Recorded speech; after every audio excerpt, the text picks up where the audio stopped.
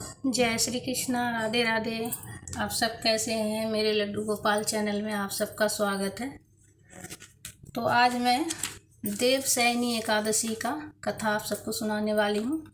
आषाढ़ मास में शुक्ल पक्ष में देवशयनी एकादशी का पर्व मनाया जाता है, एकादशी तिथि को।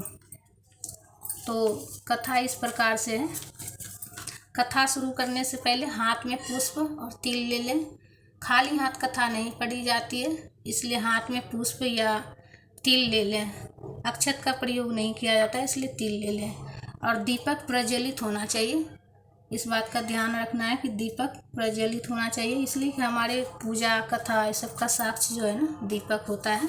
तो दीपक प्रज्वलित होना चाहिए, इस बात का ध्यान रखना है। तो कथा में सुनाने जा रही हूँ।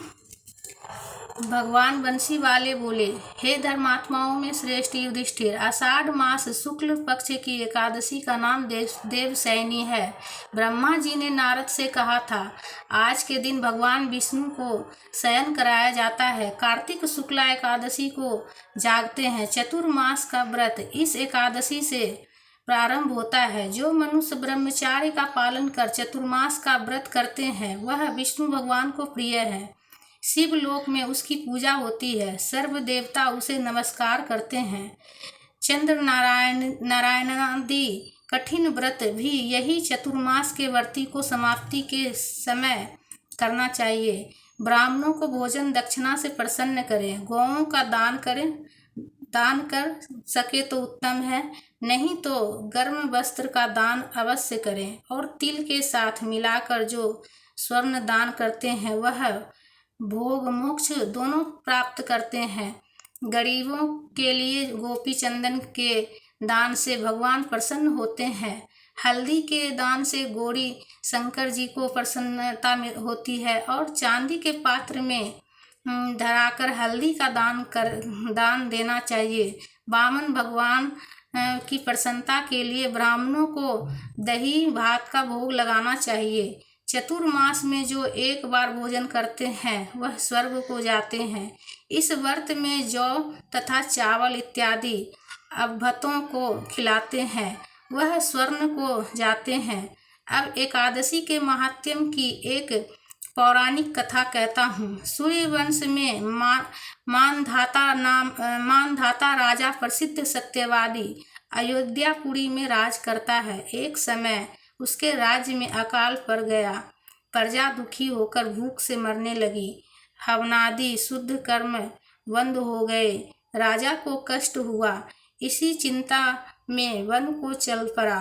अंगार ऋषि के आश्रम में जाकर कहने लगा, हे सप्त ऋषियों में श्रेष्ठ अंगार जी, मैं आपकी शरण में हूँ। राजा के पापों से प्रजा को दुखी मिलता है और मैंने अपनी जीवन में किसी प्रकार का कोई पाप नहीं किया। आप दिव्य दृष्टि से देखकर कहो, अकाल पड़ने का क्या कारण है? अंगार मुनि बोले, सतयुग में ब्राह्मणों का वेद पढ़ना और तपस्या करना धर्म है, परंतु आपके राज्य में आजकल एक शूद्र तपस्या कर रहा है। शूद्र को मारने से दोष दूर हो जाएगा, प्रजा सुख पाएगी। मानधाता बोले, मैं उस निरपराध तपस्या करने वाले शूद्र को ना मारूंगा।